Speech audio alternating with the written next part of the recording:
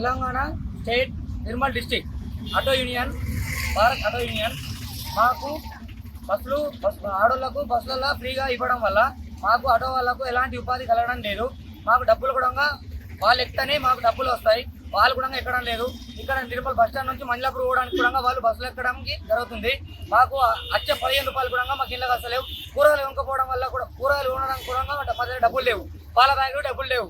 ప్రతి ఒక్కరికి మాకు ఇబ్బంది కలుగుతున్నది. ఇలానే రేవంత్ రెడ్డి వాళ్ళకి ఎలా దేశంలో మా ఆటో వాళ్ళకు కూడా రేవంత్ రెడ్డి ఏదో ఒకటి వేయాలని మా ఆటో యూనియన్ తరఫున కోరుకుంటున్నాం.